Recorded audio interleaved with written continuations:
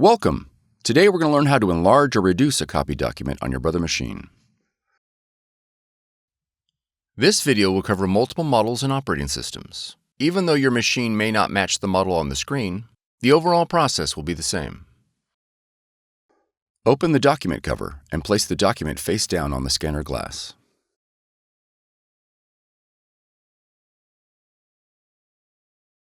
On the touchscreen, select the copy icon.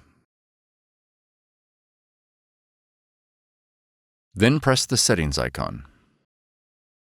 Press the down arrow repeatedly until the Enlarge-Reduce option is displayed on the screen.